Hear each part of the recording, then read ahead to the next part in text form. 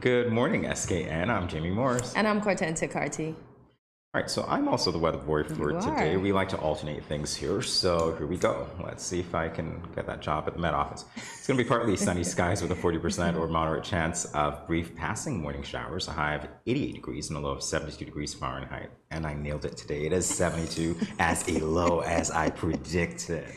You got your one off. You got your one off.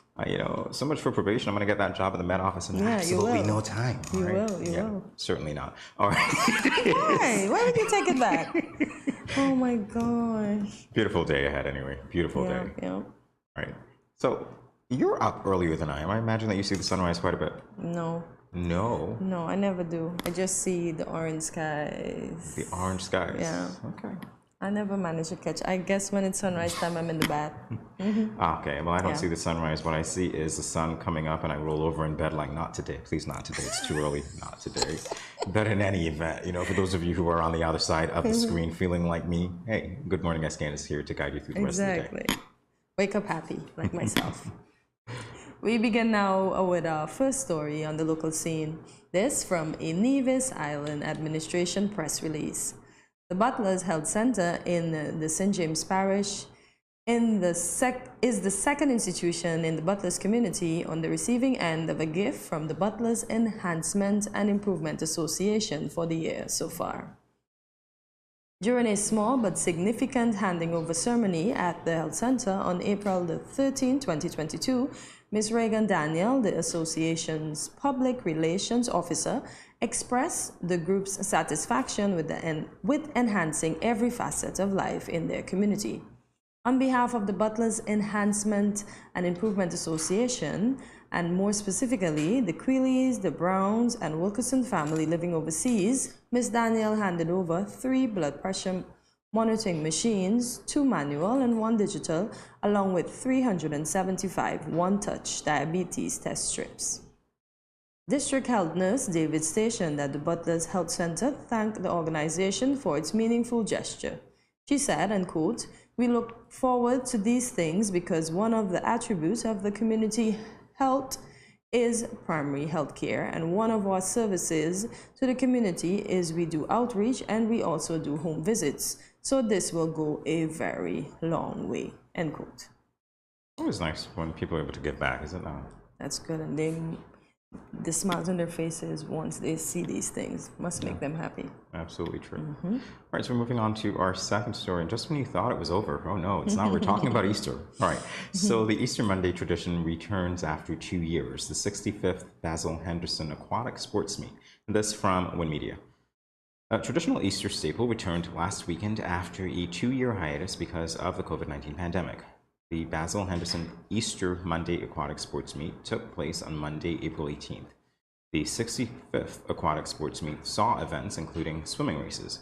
The coordinator of the meet, Winston Zach Nisbet, spoke with WinFM briefly about the various races at the meet. Yes.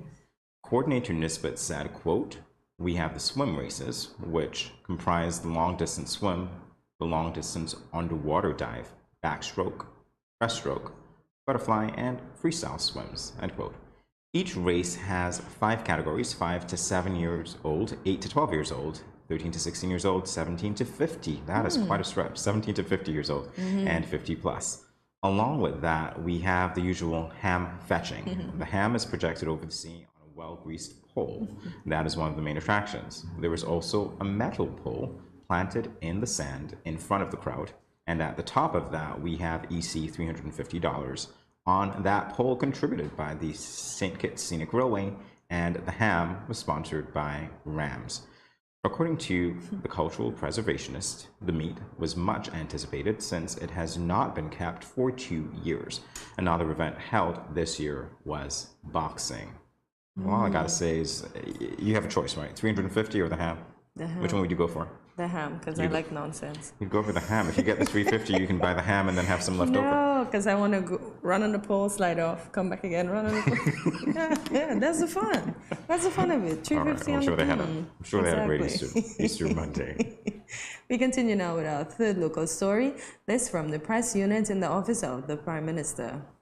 For all that he has done to effect positive change to the lives and livelihoods of the people of Nevis, Prime Minister the Honorable Timothy Harris has recommended that the late Ambassador and former Premier of Nevis, His Excellency Vance Winkworth Amory, be considered by the committee to be elevated to the status of a national hero. Prime Minister Harris was at the time delivering a glowing tribute to His Excellency Vance Amory at a special sitting of the Nevis Island Administration held in Mr. Amory's honor yesterday, Tuesday, April 19, 2022. Prime Minister Harris said, and quote, "I rise with your leave to pay tribute to a man whom I have long considered as the embodiment of a true national hero, and I look forward to the fulfillment of this in due course by the relevant committee. I speak of none other than the late Ambassador Vance Winkworth Amory, former Premier of Nevis, founding leader of the Concerned Citizens Movement, CCM, and former senior minister in the federal government with responsibility for Nevis affairs, social security, ecclesiastical affairs, and labor." End quote. I think that's a great tribute and a fitting one. And it, as you took the words from my mouth, very fitting for him. So continued empathies and sympathies to his family as they go through this time. Well, there you have it for the latest, everyone. We'll be back in a flash with more of Good Morning SKN. Stay tuned.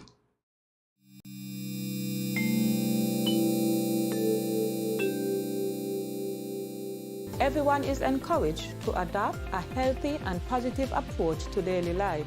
Here are a few friendly reminders. When you go to the local market and food vendors, remember to maintain a social distance of 6 feet or 2 meters apart, and always wear your mask. Always keep your hands clean.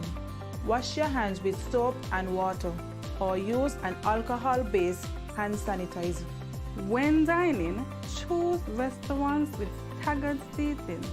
This will lower the risk of transmission. If you have a fever, cough, or other respiratory symptoms, please wear a mask and seek medical care immediately. Rest at home and do not visit the food vendors, local markets, or restaurants.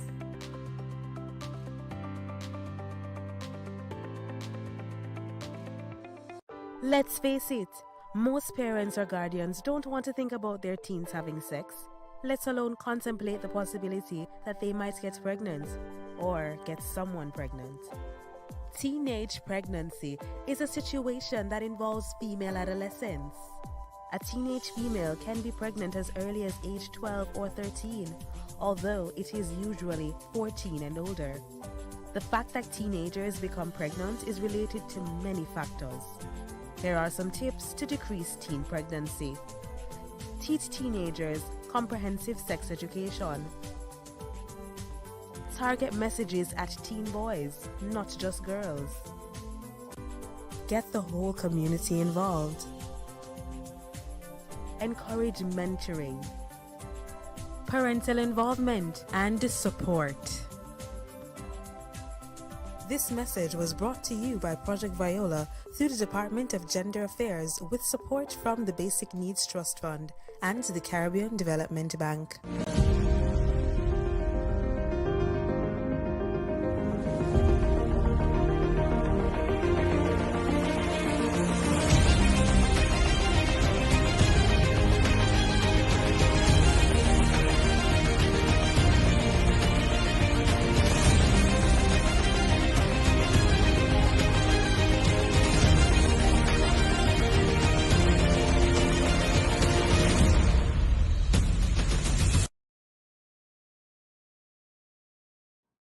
Welcome back to Good Morning SKN on Studio 327. We now continue with the latest in regional news.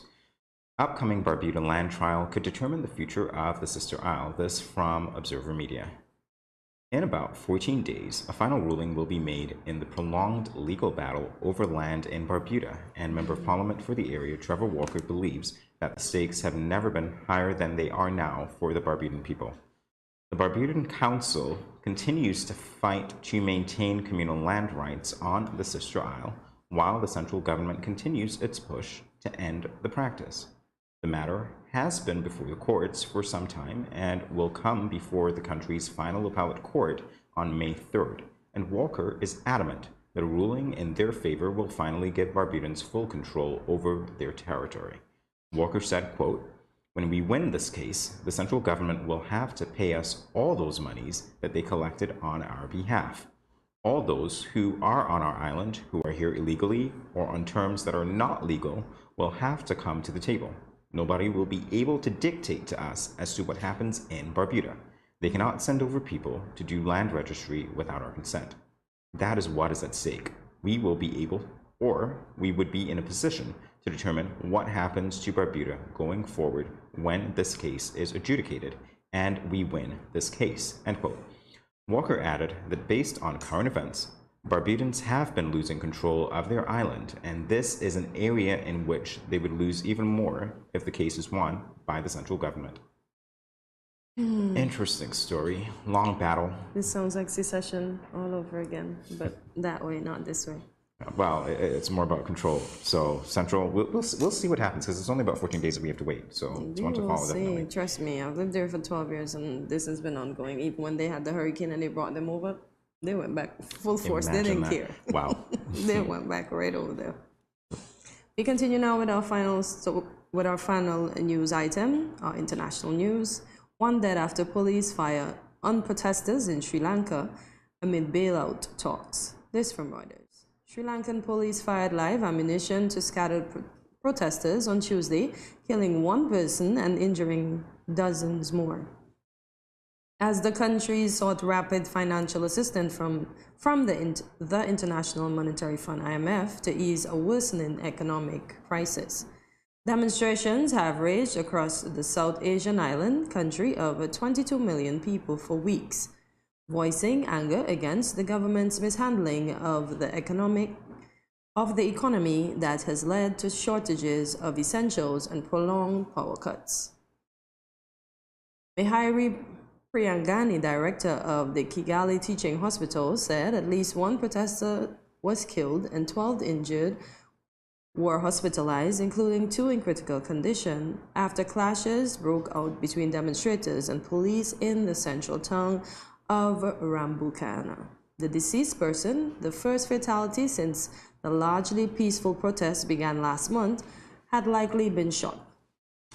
Priyangani told Reuters, he said, and quote, "We are suspecting gunshot injuries, but need a post-mortem to confirm the exact cause of death," end quote. So they shot into the crowd and accidentally hit somebody, or somebody got trampled. What do you think? I think that it's a sad, sad world. That's what I think. That's the one we live in these days. Fortunately, this is a bright spot in a lot of our days, so guess what? We'll be back to keep that light on for you after the break. Stay tuned.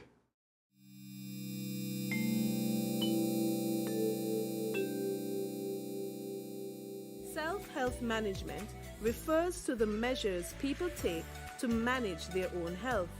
You and I should remember to wash hands often with soap and water, or use alcohol-based hand sanitizer. Avoid touching your eyes, mouth, and nose. Take your temperature morning and evening. Watch for symptoms. Persons with diabetes or hypertension are reminded to take your medication regularly as prescribed. If you have no symptoms, you may carry out your normal routine and boost your immune system. When you are outside, avoid public spaces and wear a mask at all times. If you develop symptoms, put on a mask and seek medical care. Do not take public transportation. Inform the doctor of your travel history, any contact with confirmed or suspected cases, your occupation, and whether anyone around you has similar symptoms. If you become ill, please rest at home. Wear a mask and isolate yourself from others in your household. If you share a bathroom, disinfect daily using 1 part bleach to 10 parts water. Everyone must work together to reduce the spread of the coronavirus.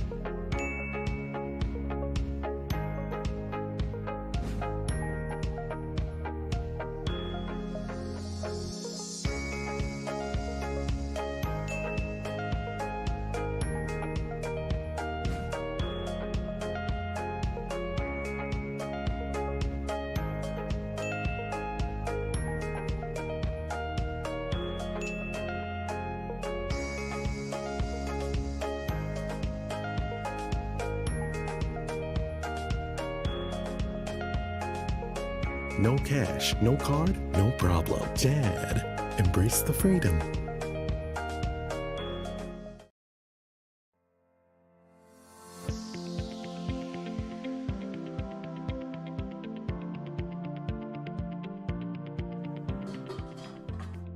As a hypertensive patient, in my home, I reduce salt intake by not adding salt during the preparation of my food, not having a salt shaker on my table, limiting the consumption of salty snacks, and choosing products with low sodium content. That's why I am salt smart.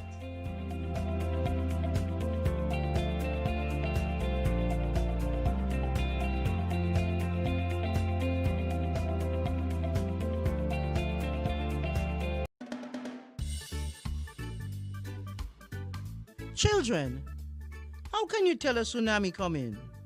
Teacher me. Sammy? My mother said when uncle jump in the pool and the water spoosh out, that's how you tell a tsunami coming. Settle down, children, settle down. Do you remember our tsunami song? Yes!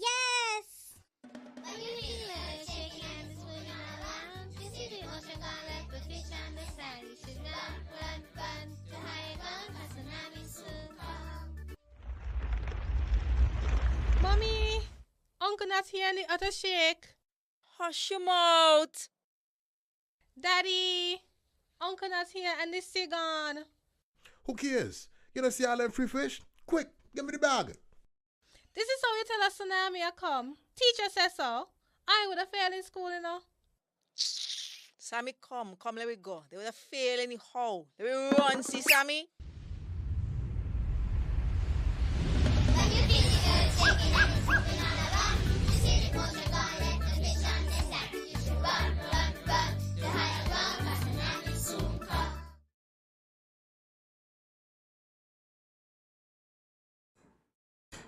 Welcome back to Good Morning SKN. Today we have a special treat for you.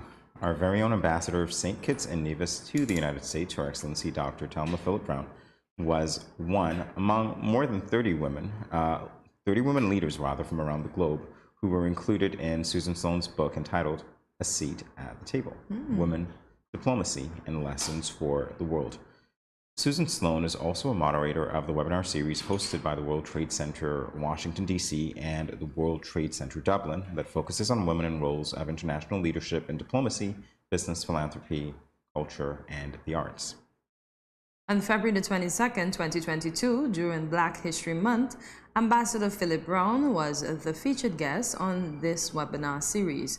She is not only a diplomat, but also a medical doctor who specializes in dermatology, a trained lay preacher, and a netballer who represented the Federation at the national level. Let's watch as Her Excellency Ambassador Dr. Thelma Philip Brown discusses with Susan Sloan. But my story, I'll say, is about a mother who had no seat at the table.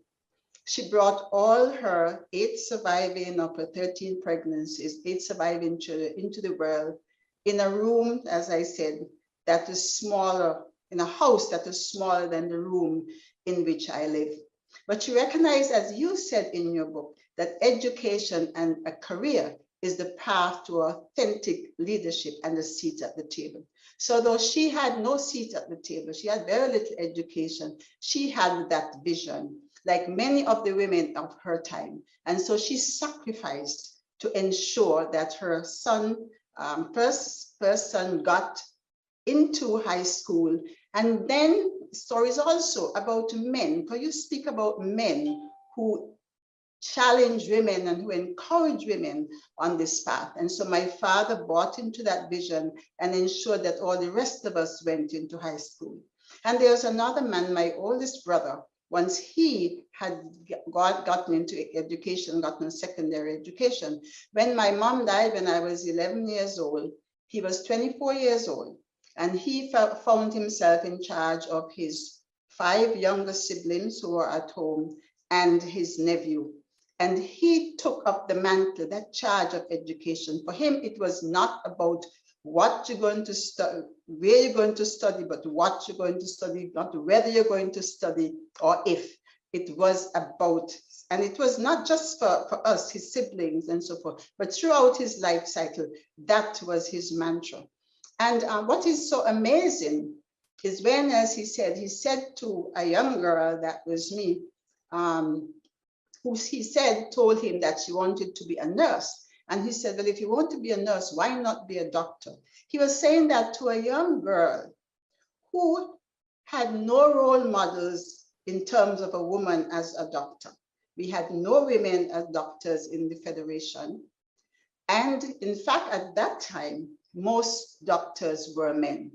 He was saying that to a young girl who had no background in science, because at that time, the girls' high school did not teach science until we merged very late in life.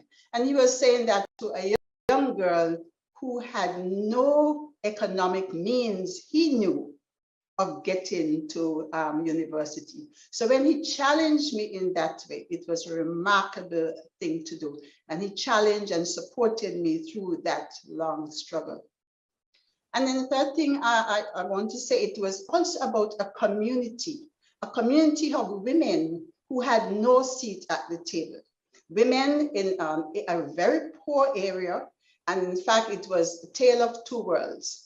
It was such a poor neighborhood. In fact, I know one friend who usually says, can any good thing come out of Newtown? I mean, there was the good, the bad, and the ugly. There was abuse and cursing and drinking and all these negative things. But amidst that group, there were some powerful women who are truly CEOs of their households, not just their households, but the communities.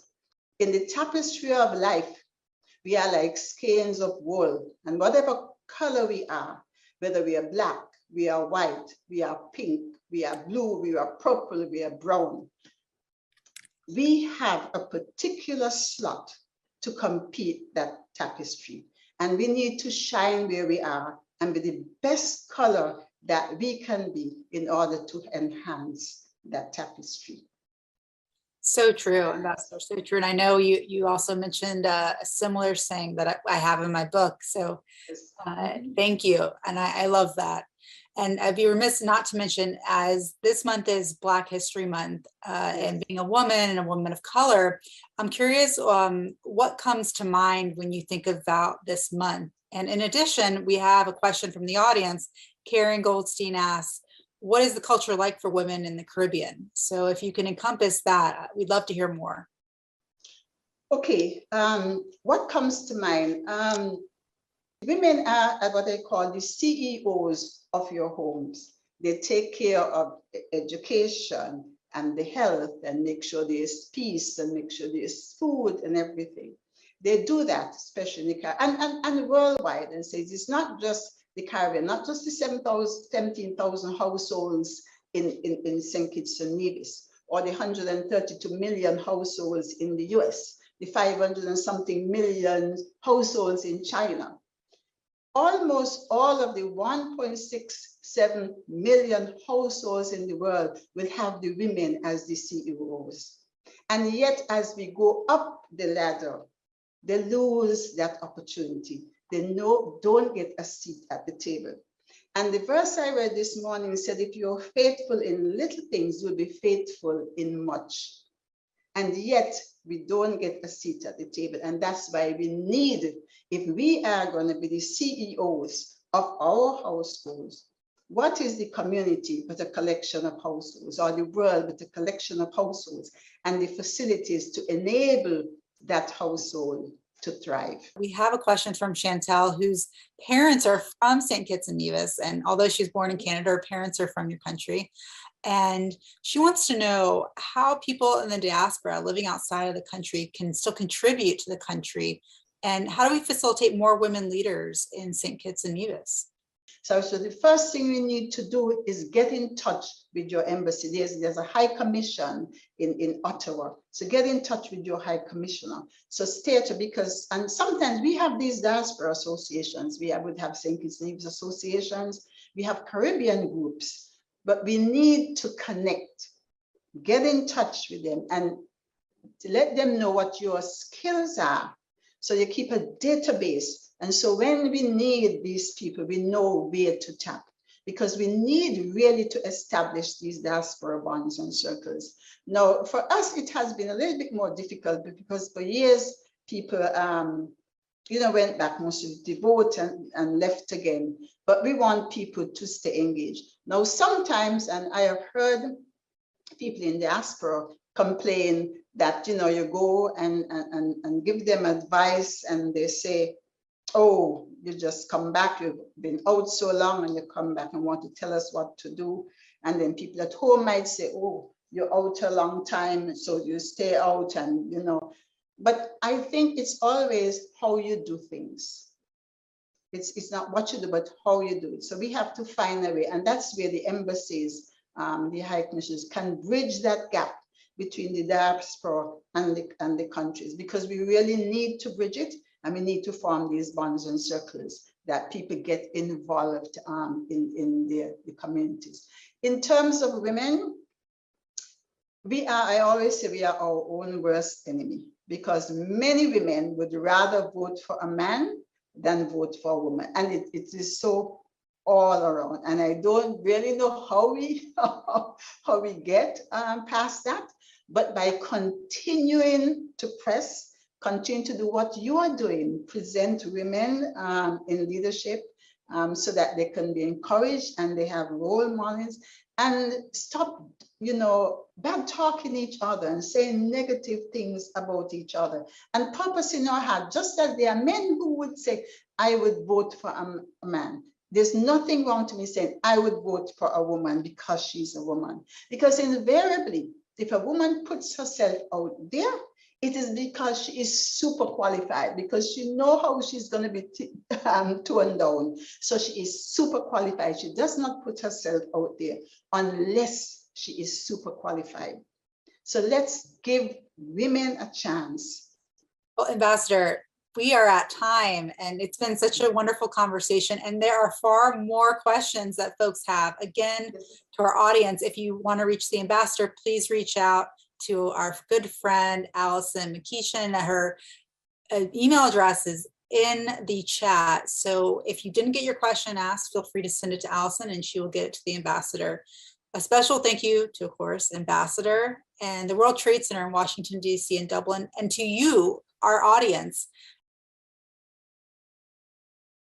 Kindly note that this is an edited version of the interview. If you would like to see the full interview with Ambassador Dr. Thelma Philip Brown, visit the Ronald Reagan Building and International Trade Center YouTube channel. Stick and stay, we will be right back with photographer Casey Jeffers after this brief commercial break. Let's face it, most parents or guardians don't want to think about their teens having sex, let alone contemplate the possibility that they might get pregnant or get someone pregnant. Teenage pregnancy is a situation that involves female adolescents. A teenage female can be pregnant as early as age 12 or 13, although it is usually 14 and older. The fact that teenagers become pregnant is related to many factors. Here are some tips to decrease teen pregnancy. Teach teenagers comprehensive sex education. target messages at teen boys, not just girls. Get the whole community involved. Encourage mentoring, parental involvement, and support. This message was brought to you by Project Viola through the Department of Gender Affairs with support from the Basic Needs Trust Fund and the Caribbean Development Bank.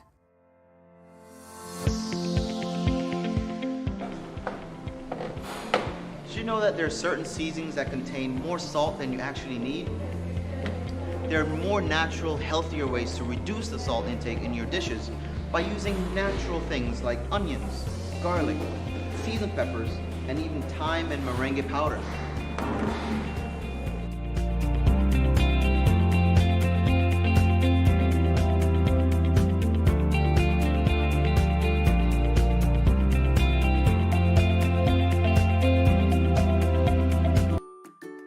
Has anyone ever touched you here, or here? Well, these are actually bad touches, not good ones.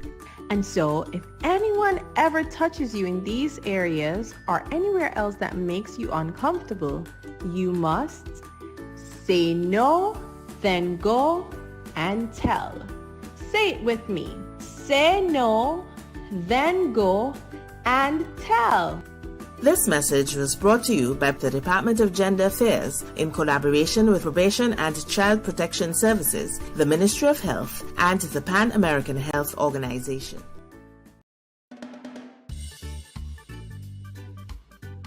Children, how can you tell a tsunami coming? Teacher me. Sammy? My mother said, when uncle jump in the pool and the water spoosh out, that's how you tell a tsunami coming. Settle down, children, settle down. Do you remember our tsunami song? Yes!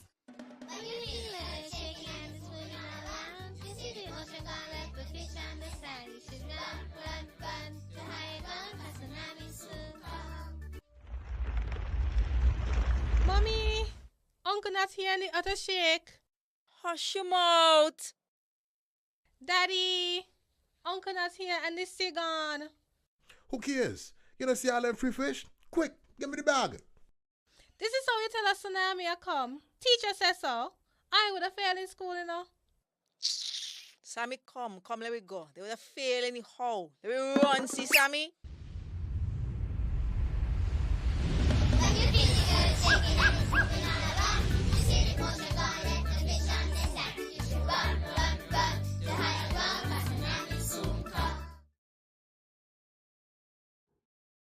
Welcome back to Good Morning SKN. It is time for Connections. Today we have the privilege of connecting with New York-based photographer Casey Jeffers. Casey was born in Nevis, and in 2018 he published his first monograph entitled Uniform, featuring 26 Division students at 14 different schools. Uniform went viral here in the Federation, and today we again have the honor of speaking with Casey about this and so much more. Welcome to Good Morning SKN. Casey, how are you doing this morning? Welcome. I'm good. Thank you for having me. Well, thank you for getting up so early to conduct this interview. We really do appreciate it. All right, so let's talk. I might fall asleep at any minute. You might fall asleep at any minute. That's fine. Hey, you know Drink what? some coffee. We'll have the images to show you, so this might be one for the photographer himself. We'll turn the tables on here a little bit. All right, so let's talk about Uniform. Very interesting concept. What motivated you to pursue it? So like in 2018, I had returned home and I was in a state of just like thinking about life and thinking about what I was doing as a photographer and the kind of stories that I wanted to tell. So thinking about like my journey and I guess for the first time, like thinking of the wearing of uniforms as something that had like artistic value and that could be a vehicle to tell a story that was universal. You might not have worn a uniform, but you've been like a child or you've been like a student and you've been a youth and you can identify with that period of life, regardless of where you're from in the world. So it stemmed from that place of wanting to create something that felt universal, and that people like back home could recognize themselves in. It's a very interesting thing to capture. I'm just curious as to whether or not not just in uniform per se, but in the other images that you capture, whether it's always on your mind to have that universality captured, that relatability as such. Is that the case? Yeah, definitely. I think it's the power of photography is really about like, well, part of it is us seeing ourselves and, people seeing themselves or the self that they would like to be and stuff like that. So I think it's definitely very important for me, for sure. Can you elaborate, Casey, on your experiences when you visit the school and you engage the students? How has that been for you? Yeah, so the process with the book, the book was shot in the images were shot in 2019, and then the book was actually published in 2020. So I went to the schools, I spoke to the teachers before, and basically I told them that for me, I wanted to have students who weren't necessarily always, the bright ones or like the ones who were at the top of the class or whatever, and who always had the spotlight on them. That was kind of like my only prerequisite. I did not, for the most part, know the students who I would be working with. So I went to the schools on the designated days and basically just, saw the student, walked around a bit, and figured out where I was going to photograph them, and just had like a conversation. They were very engaging, and it was very much a collaboration.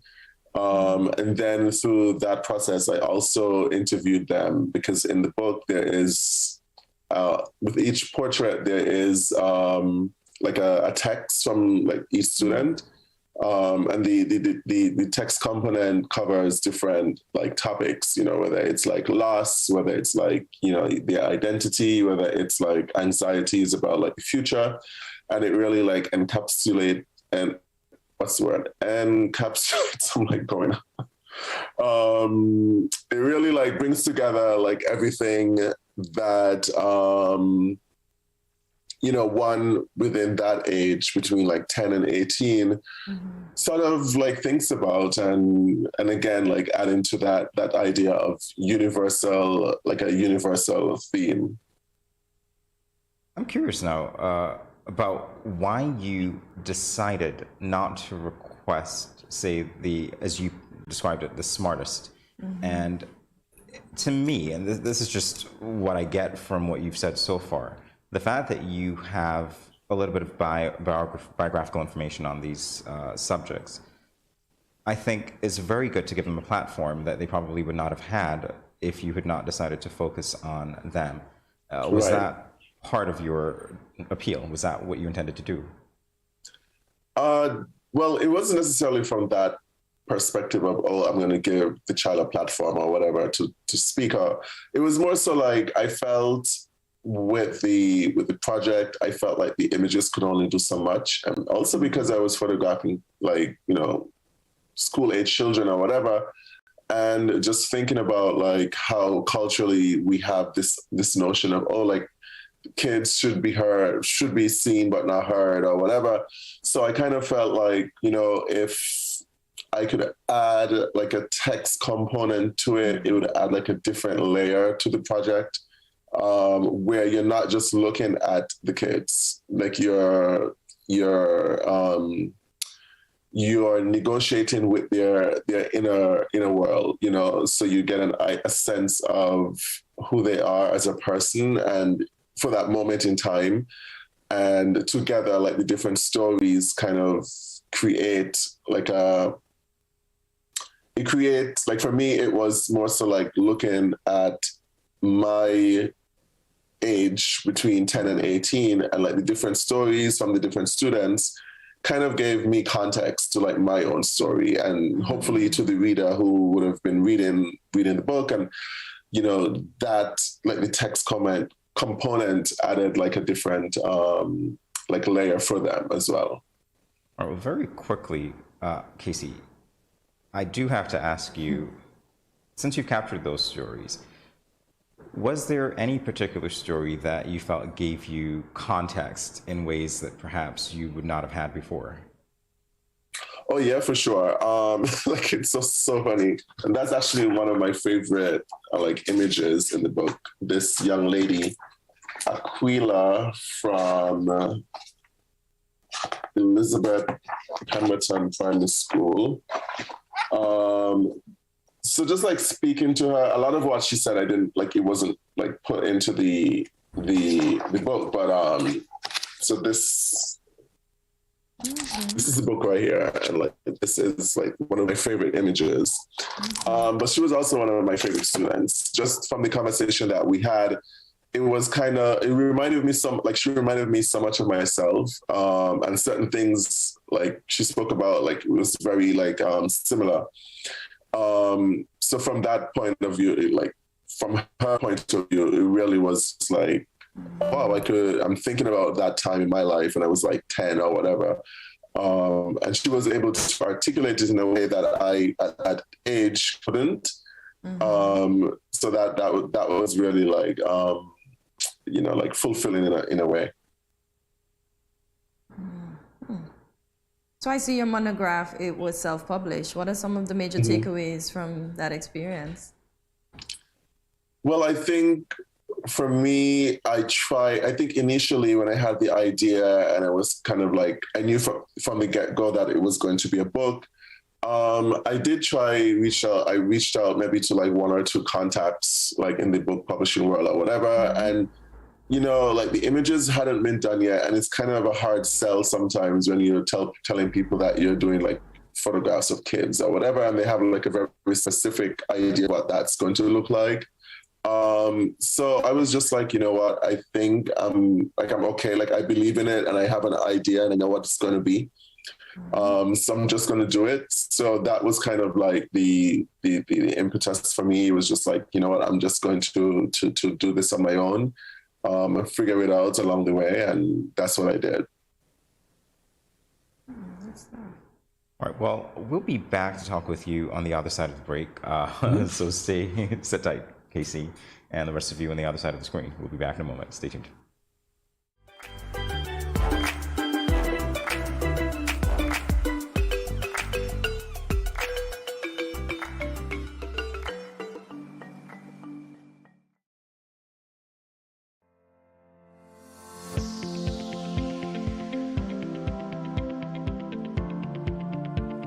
If you gradually use less salt, you will gradually want less salt. Eating less salty foods will reduce your cravings for salty foods. Let's get salt smart.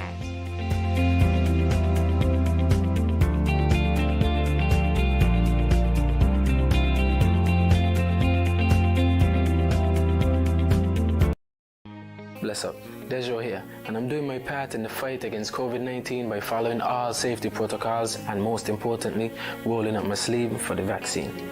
So I'm encouraging you to do the same because that's our best shot of protecting ourselves, our family, and our friends. So don't wait, vaccinate. Let's roll up to roll out.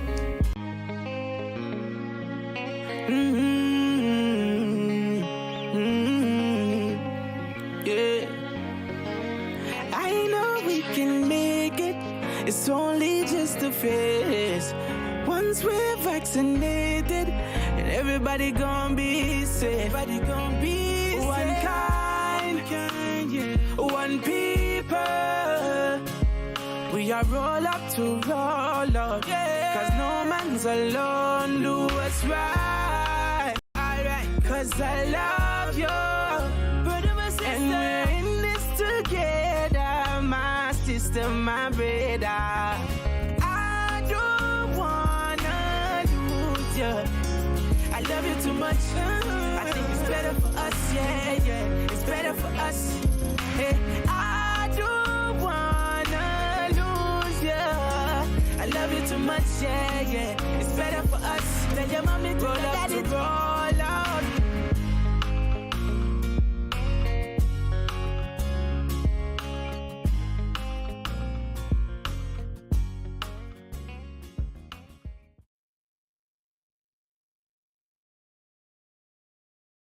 You ever hear Earthquake call and say, "Hello, Miss Lee, yes, it's me, Earthquake, I come in Tuesday around 10? No, sir. Earthquake does arrive unannounced, and when it come, it shake all sense and sensibility out of we. Remain calm, stay inside, and do the DCH. Drop, cover, hold on. Once the shaking starts, you know it's earthquake. Make a quick move to a safe place. Don't run to the door, we are in the exit. Stairs might block up or full of people. Elevator, avoid that, because you might get in and poof, power gone, and you're stuck in that box without ear. Take cover under a strong table or a bed, or crouch against an inside wall or in a corner, and cover your face and your head with your arms. Remember, DCH, drop, cover, hold on. Glass windows and doors, outside walls and doors, in an earthquake, bad news. Take care yourself. Most injuries during earthquakes happen when something drop and hit people entering or exiting a building. Last thing, nobody run outside and ask, you feel it, you feel it? Remain calm, stay indoors until all the shaking stop, and do the DCH, drop, cover, hold on.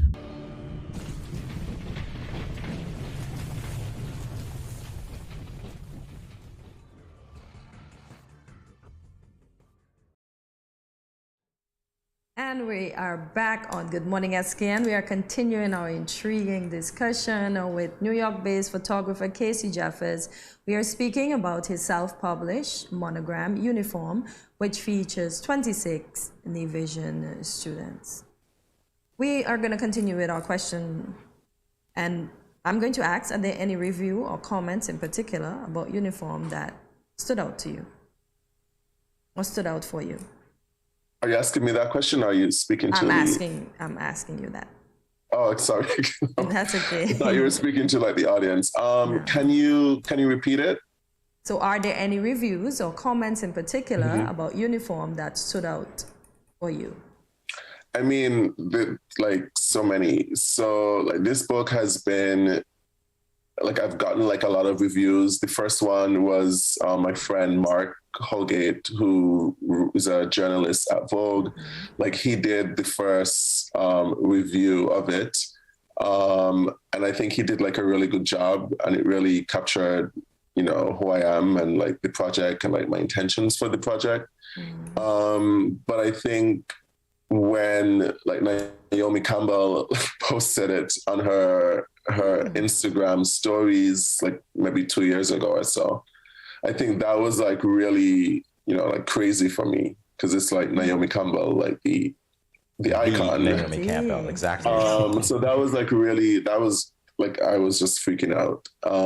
And then like on a smaller level, like I sent some books to kids in Sierra Leone.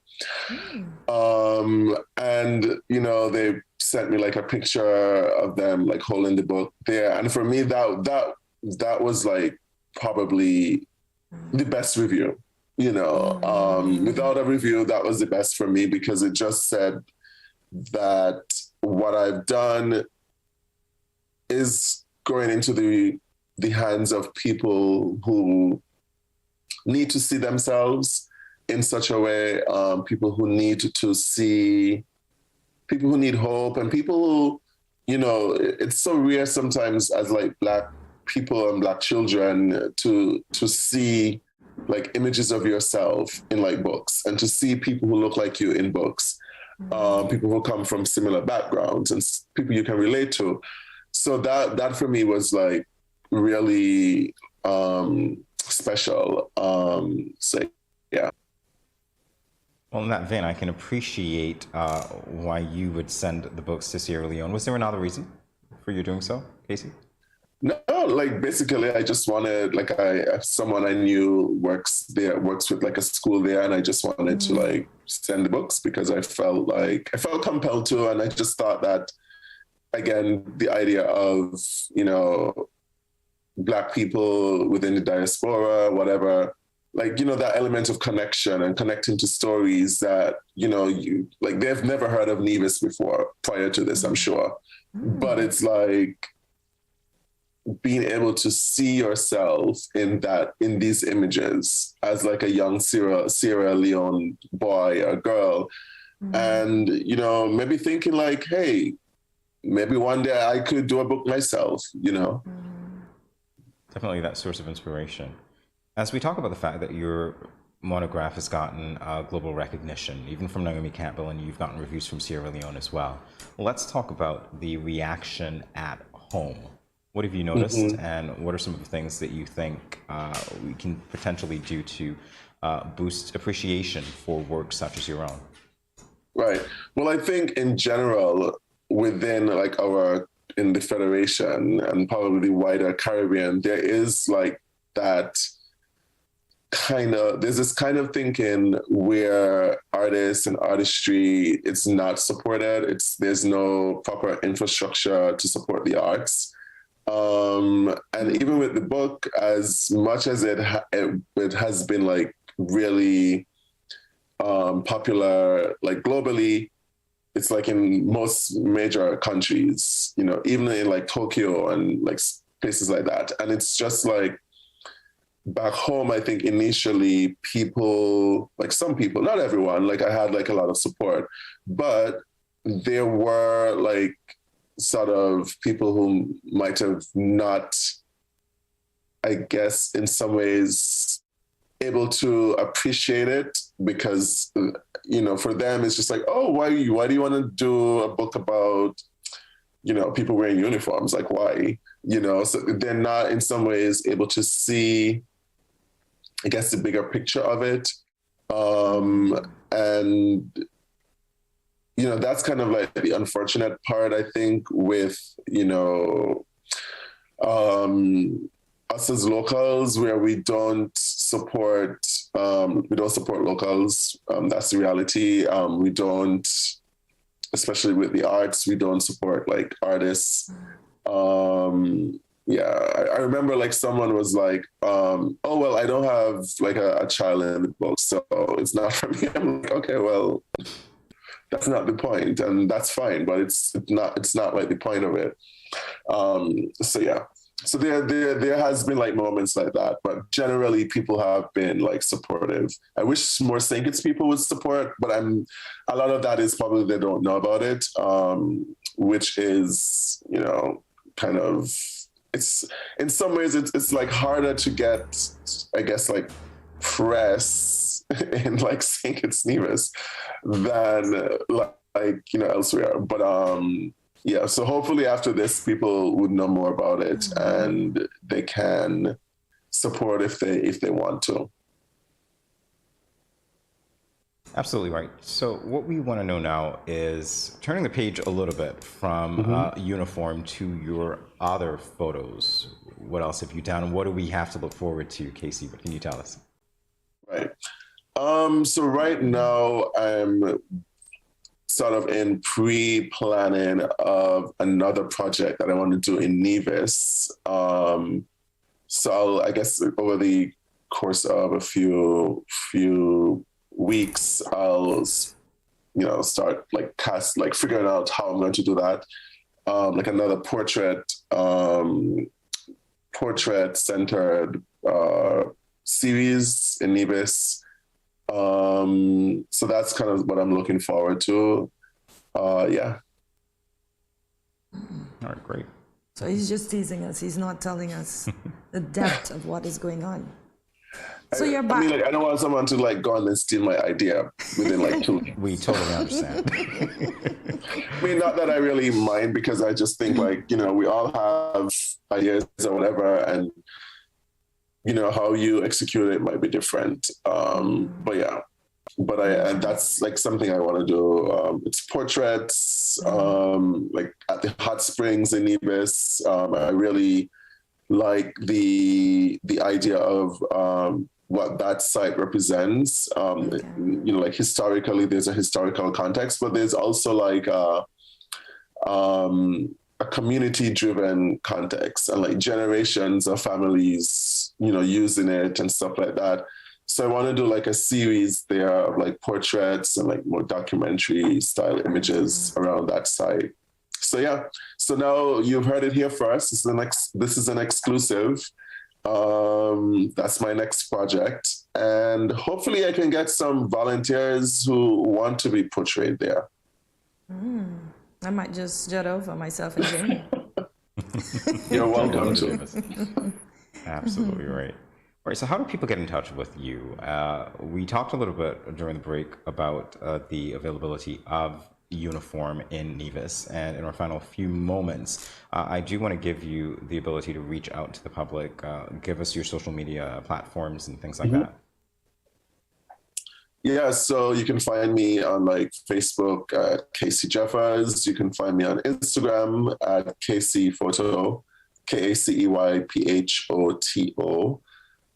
In terms of the book, if you're in the Federation and you'd like a copy, there are copies that are sold at Sip on the Square in Nevis and at the Olive Tree in Nevis in the Nelson Springs complex. If you're international, you can purchase it through my website.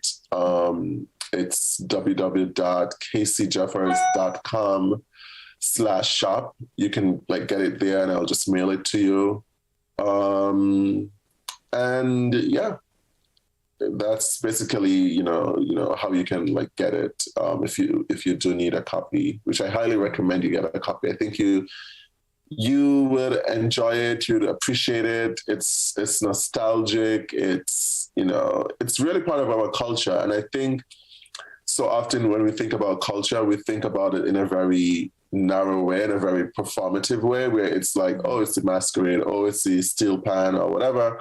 But wearing uniforms is part of our culture, and it's part of our, it shows like the colonial like influences on our culture. And how we, on a larger scale, like how we as a people, sometimes we are tasked with taking stuff from that era and making it our own, or, making putting our just identity like, on it, basically. Huh? Putting our identity on it. So right. Okay. Right. Well, Casey, I wish we had more time to talk to you because this has indeed been a very engaging discussion. No doubt, the future work that we have to look forward to is going to be great. Thank you so much for being on Good Morning SKN. Thank you for granting us the exclusive. You are quite welcome. And all the best to you, Casey. Thanks again. Thank you, Casey. Thank you.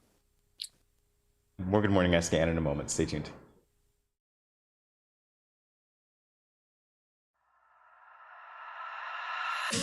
I'm here to St. Kitts, Nevis, with a name from us I represent for the Ministry of Health. Yeah. Respect the COVID protocols. In a time like this, all for one for all. St. Kitts, Nevis. Don't forget your mask. Wear it everywhere you go. Sanitize before and after everything you do. Cause you never know what's on the surface of the places you go. Maintain a safe social distance between me and you. Keep calm and stay focused. Don't be a fool, seek the facts first. And boost your immune system up. Don't wanna lose no more of us. Mask up, furlough, sanitize, observe the protocols all about. Be wise. Mask up, furlough, sanitize. Me family fitting boat, and you. Blessed love and greetings. This is Infamous, and I am here to encourage every Kittitian and Nevisian to remember that we have our part to play in the fight against COVID-19. So sanitize, wear your face mask, practice social distancing, and go and get vaccinated. For me no know about you, but me love think it's bad. Easy no man.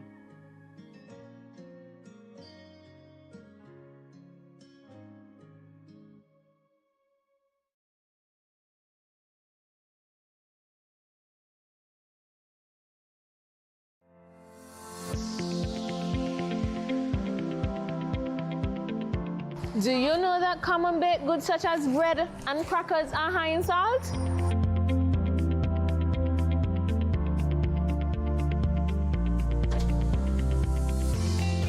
Get Salt Smart.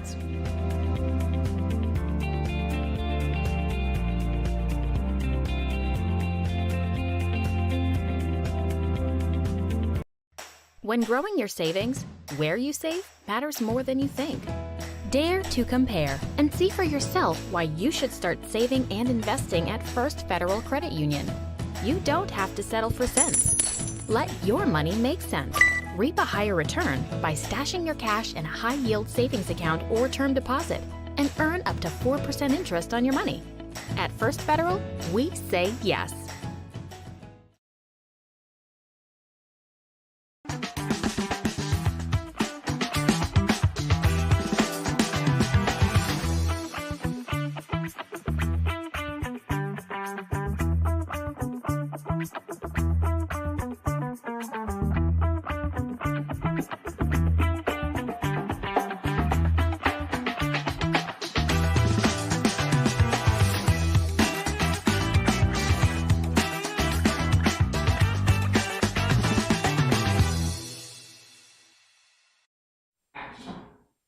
If you're just joining us, you are watching Good Morning SKN.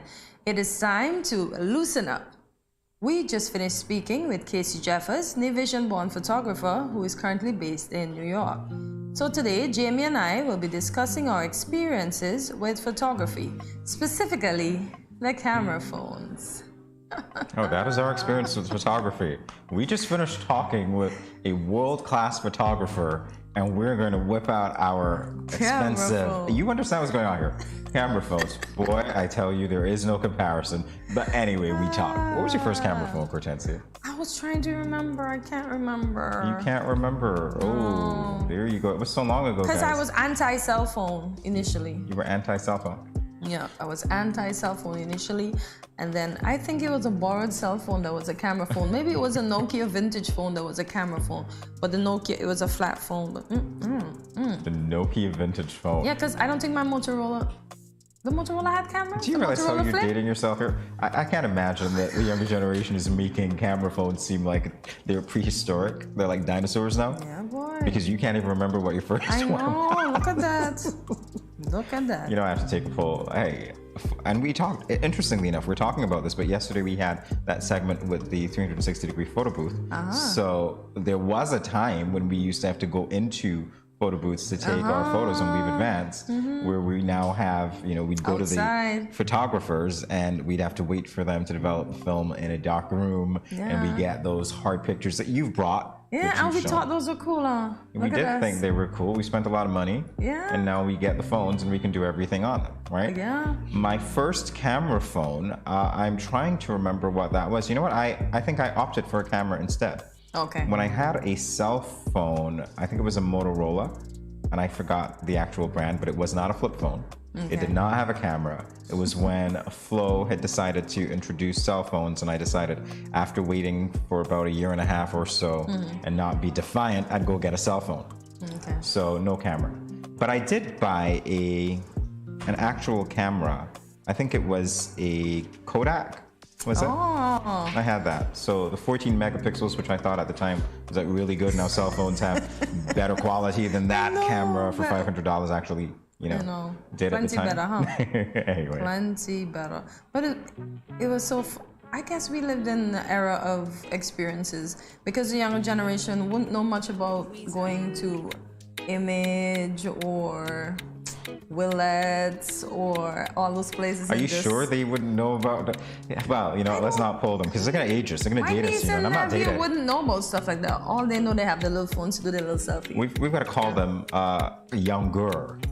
Because technically, you're looking at two young people on the stage. But I never said we were old. I'm just saying. You said the young generation.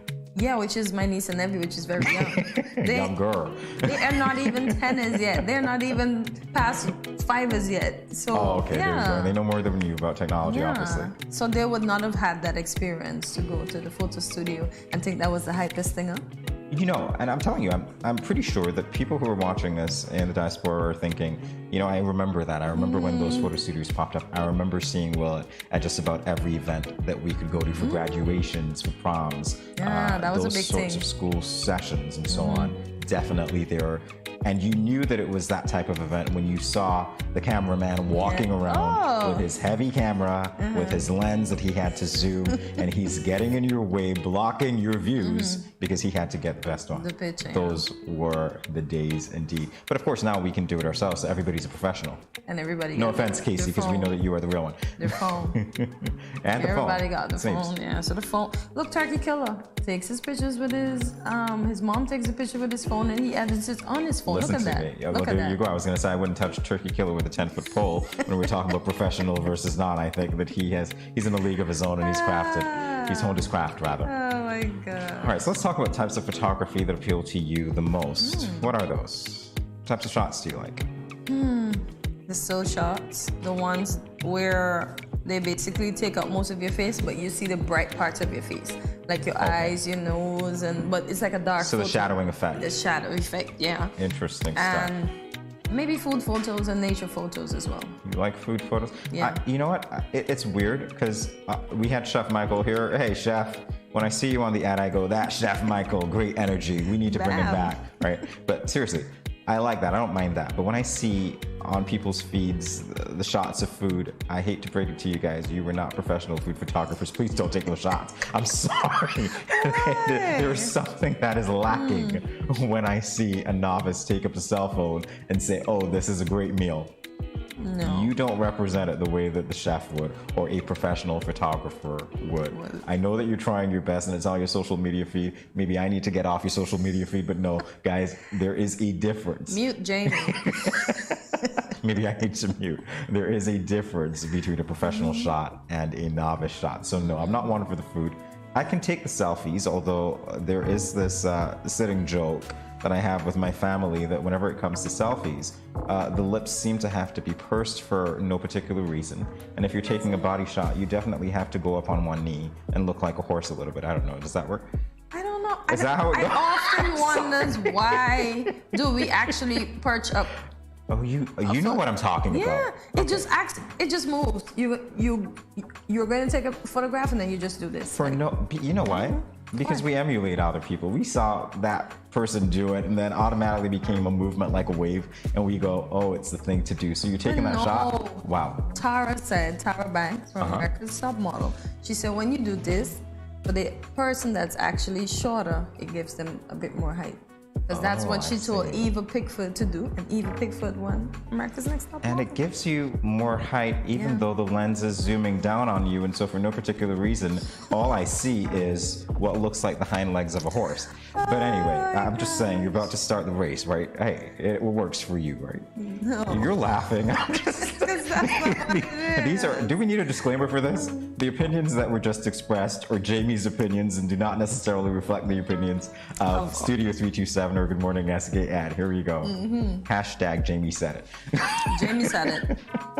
Jamie said All right, when it comes to me, the kind of shots that I like shots of people. I think people are the most interesting subjects that could be photographed. Okay. So I love that. I love to see people in their natural element. Sometimes without makeup, just natural, just this is me. This is who I am. You know, you're taking a hike. You didn't comb your hair well that day, but this is really how you would go down the street in a typical morning. Hey, take that. That's great.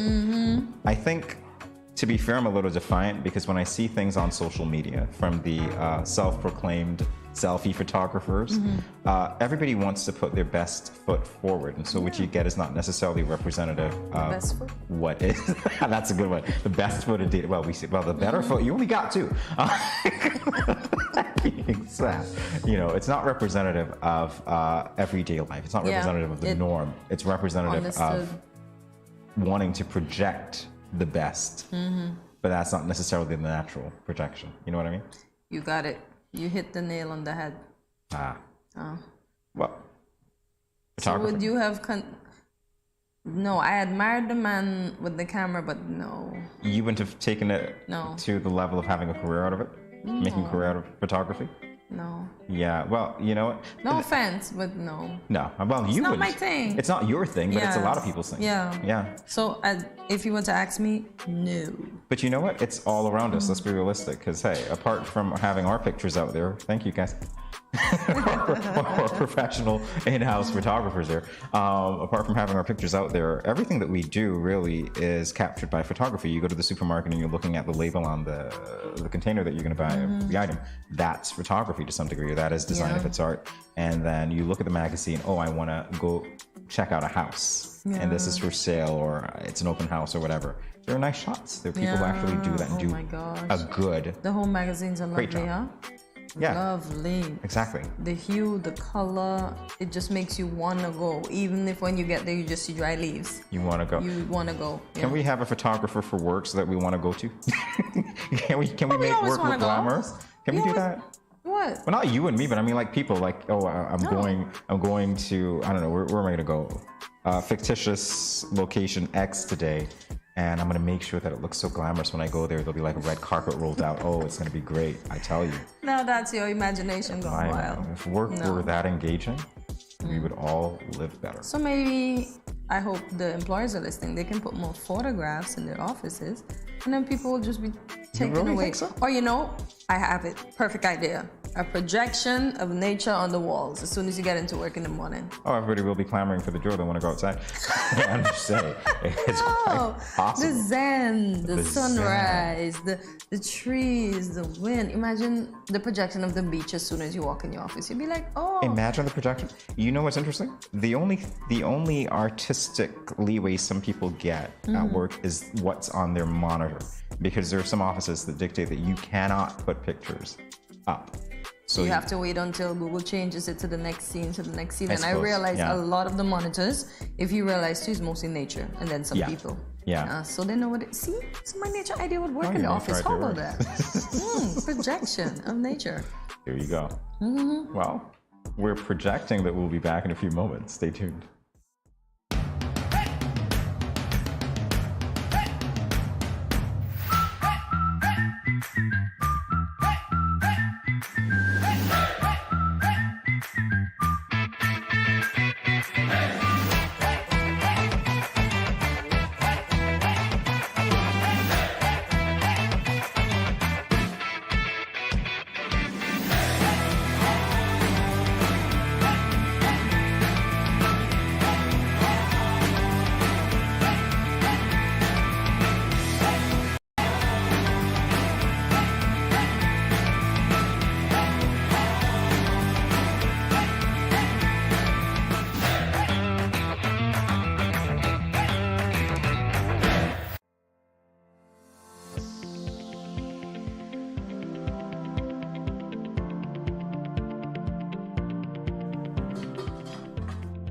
As a hypertensive patient, in my home, I reduce salt intake by not adding salt during the preparation of my food, not having a salt shaker on my table, limiting the consumption of salty snacks, and choosing products with low sodium content.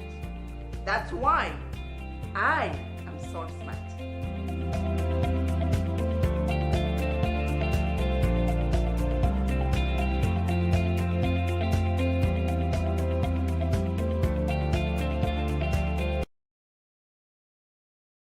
It's been 6 months now and Glenn hasn't been working. His attitude has completely changed and he's been leaving the house every day for hours and liming with his friends and coming home drunk and causing confusion. Gloria, this is what you cooked today? This is not enough food for a big man like me. But Glenn, it's been 6 months now. You haven't given me any money to shop for food. Okay, so what you want me to do if my boss ain't called me out for work as yet? Look for a different job now. What you just said to me? Get a next job. What? Help! Let me go! Let go what? Yeah, let's see what really happened. Let go what? Watch your mouth with me now. The weekend mom and dad fight. When are they going to stop? Domestic violence is not just physical, it's mental, emotional, economical, and psychological. If you, your friend or family member is being abused, you can contact one of the numbers listed below for help. Department of Gender Affairs 662-5492, Special Victims Unit 662-7077, Counseling Unit 465-5000. This message was brought to you by the Department of Gender Affairs in collaboration with the Ministry of Health and the Pan American Health Organization. 各位朋友，大家好. Greetings, my lovely people. I'm Chantel, residing in Taiwan. 12 hours time difference. It's nighttime here, morning time in SK. I'm busy and on the go. However, I always manage to keep up to date with what's happening in SK. All thanks to Good Morning SKN. Good morning SKN. Ciao bango. Welcome to Good Morning SKN. Again, we're back. Welcome back, I should say. Kortensia is making me laugh, as you can guess. It's a great show filled with good energy, and we're continuing into this segment with the same energy. So earlier this month, the Department of Technology in St. Kitts and Nevis attained its first ever information protection certification. I need to say that again. Information protection certification. Imagine that. That's the ISO 27001 certificate. We're going to talk all about that with our next guest, Urta Shiverson, Systems Manager within the government of St. Kitts and Nevis, and she's here to tell us about this quote-unquote monumental achievement. Welcome to Good Morning SKN, Urta. Good morning. Thank Welcome. you. Good morning. All right, so let's talk about this achievement. What does this mean for St. Kitts and Nevis? Well, for us, it's the first such certification, but let's talk about what is ISO 27001. Basically, with all of the security threats that we have been receiving throughout the world, a lot of companies, a lot of institutions are looking to see how they could beef up their security. So the ISO 27001 suite is basically, it offers a suite of controls that an organization can look to help protect the security of their information. It is not just, it focuses not just on the technology. It focuses on the people, it focuses on the processes, and yes, the technology, of course. So all of them are combined. It's a suite of over 114 controls, and the controls are wide-ranging. So the control speaks to physical security. It speaks to training of employees, and it also speaks to the technology, like the securing of the firewalls, of things like data protection and encryption and so on. So it is wide-ranging. I kind of feel like when we start talking about these things, we know it's important, but we generally wait, the layman generally waits until something happens to say, oh, this is what I need. And you know that that's not the best practice at all. Yes. How do you deal with that? Well, for us, what we wanted to do is basically present ourselves and our department as a model by adopting the security measures. We wanted to basically be a trailblazer and just kind of set out that, hey, it can be done in St. Kitts. Now, this is something that is done by big organizations. We're talking about the Ciscos and the Microsofts. These are the ones who are looking at getting certified. But increasingly, smaller companies, governments, and all institutions are looking to be certified because of the increased security threats. And government of all places, you know, we are the warehouse for a lot of personal data for our citizens, whether it be health data, whether it be data concerning the birth registries, the deaths, and so on. We host a lot of information, and that information needs to be secure. Now, there are also some international standards that are forcing us to secure our data even more. One of them is the global GDPR, where it's a global standard, and they are expecting you to ensure that the data that you're hosting for persons is very secure, and that you, even to some extent, you have to prove that it's secure and not also host certain types of information, right? That may be considered a threat if it got out there. Other standards include information security standards, Like there's a network information security standard for NIST that you have to have specific standards on your firewalls and all your network equipment. Other standards are for health information, for financial regulations information. So there are many standards out there that we have to comply with.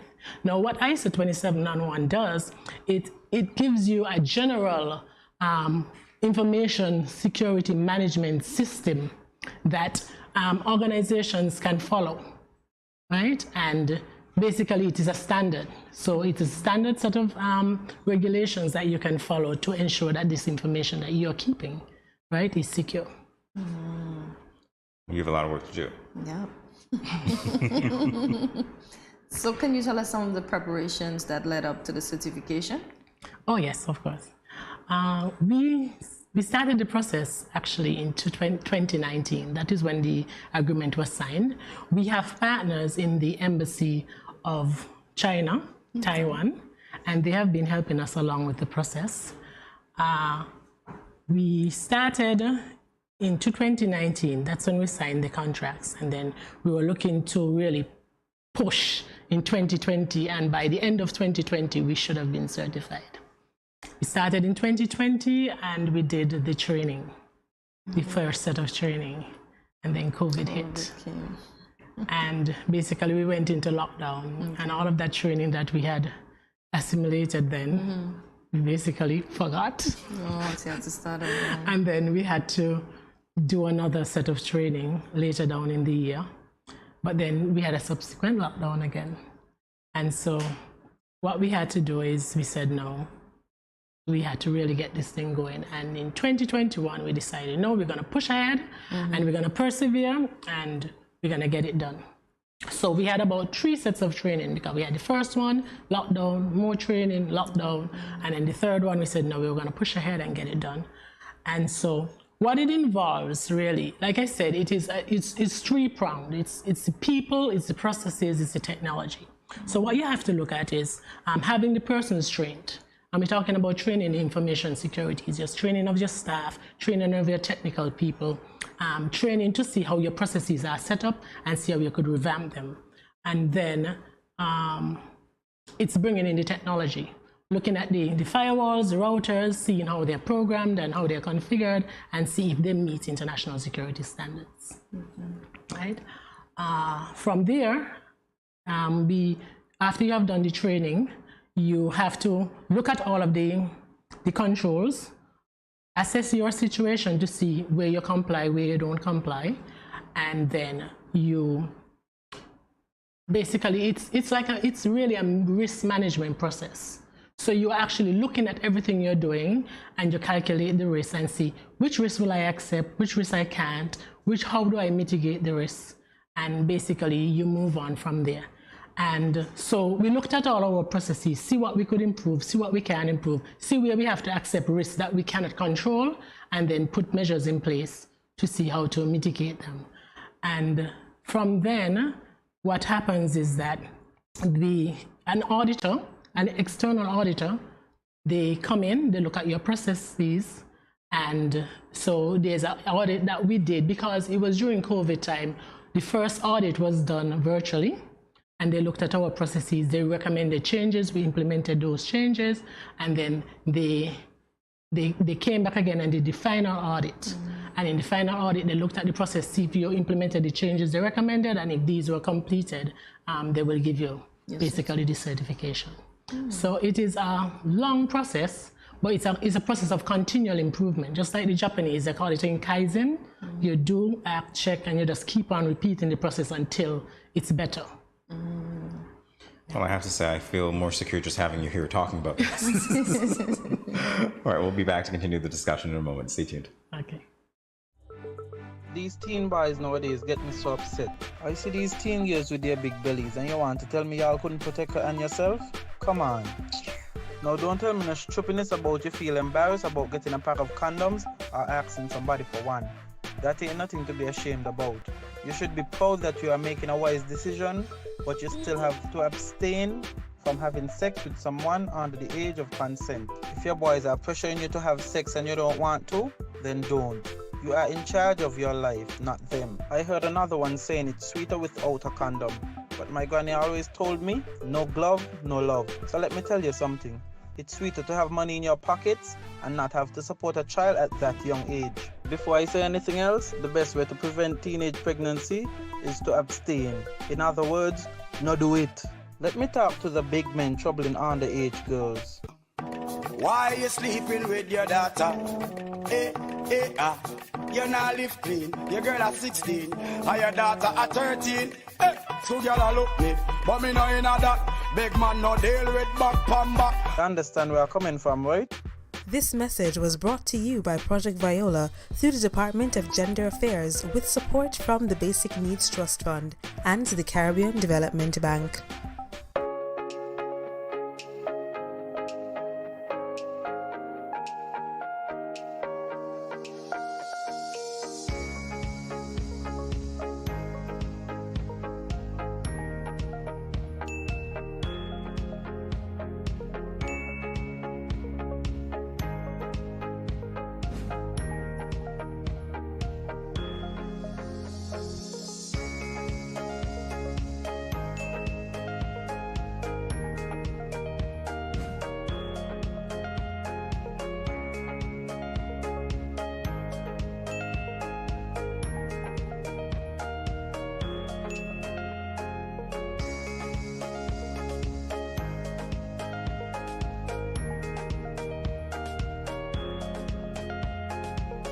No cash, no card, no problem. Dad, embrace the freedom.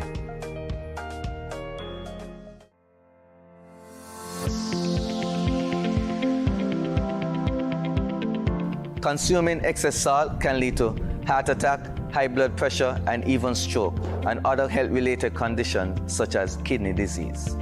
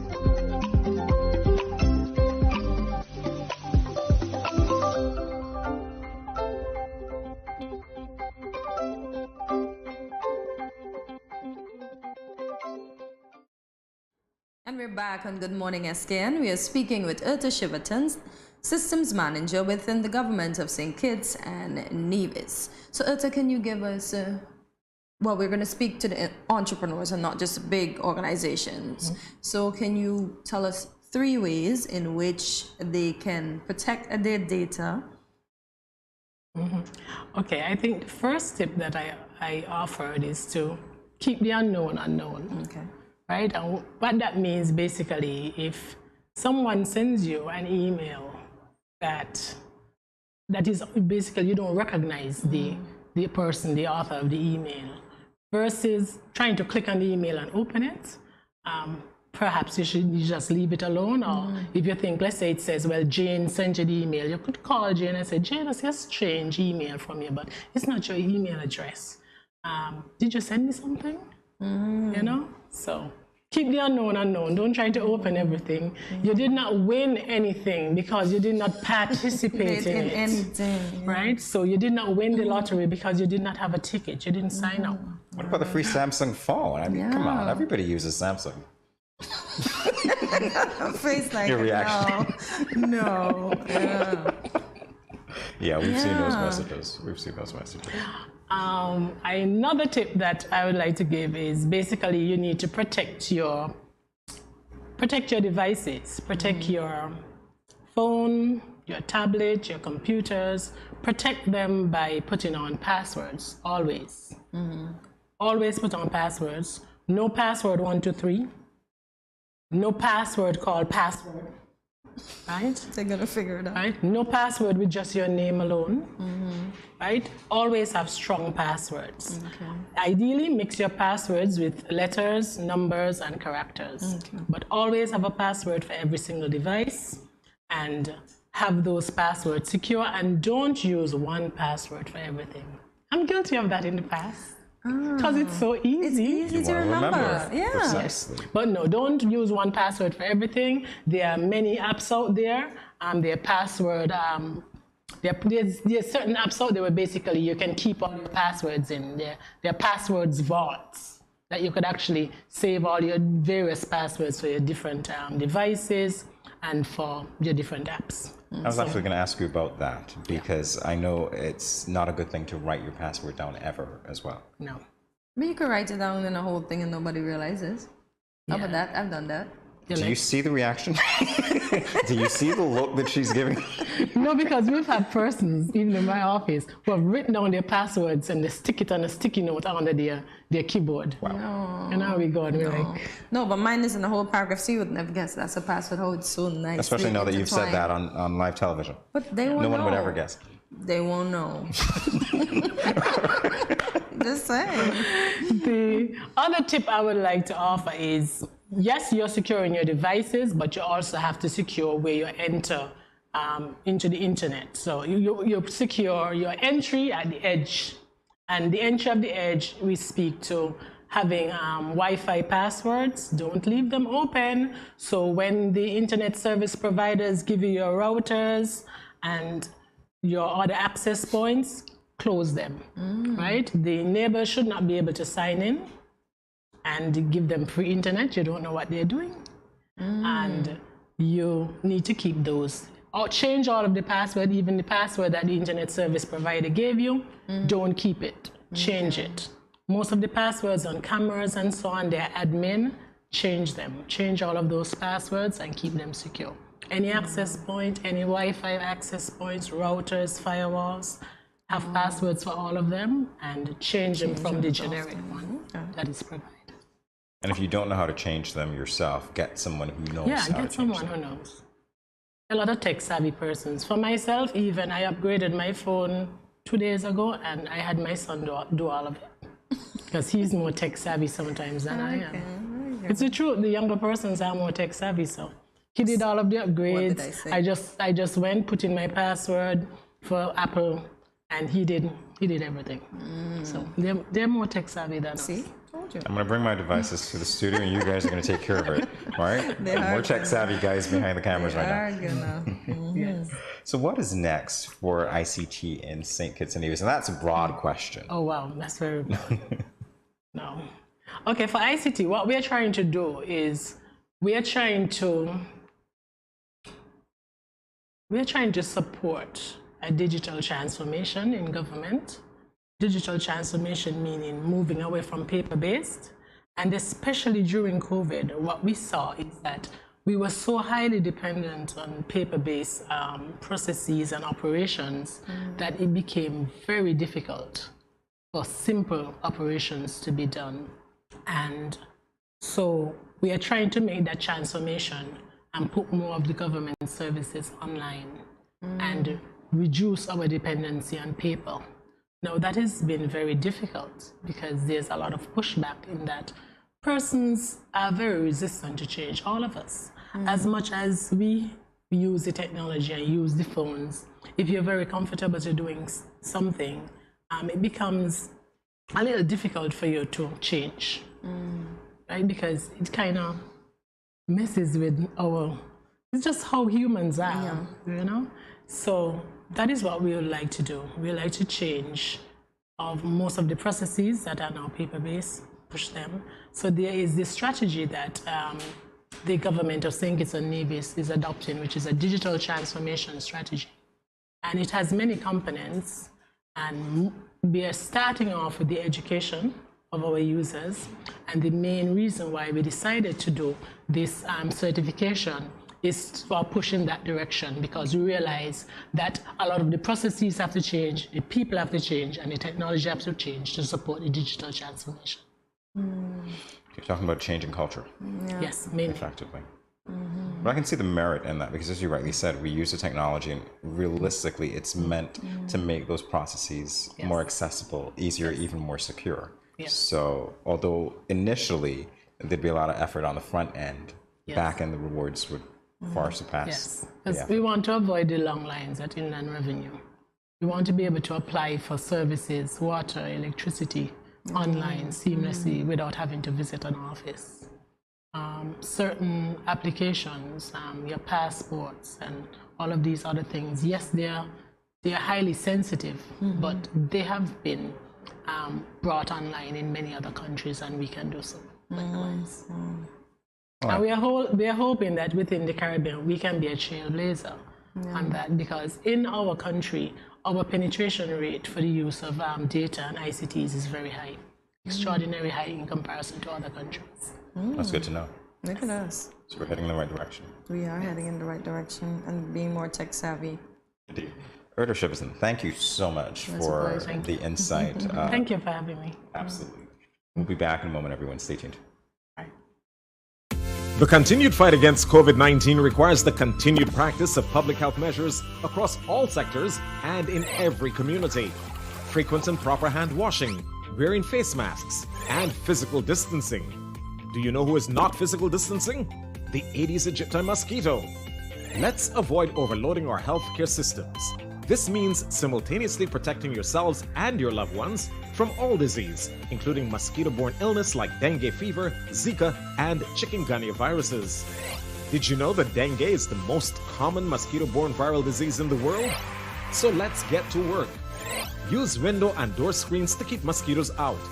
Change the water in vases and scrub inside surfaces to remove mosquito eggs.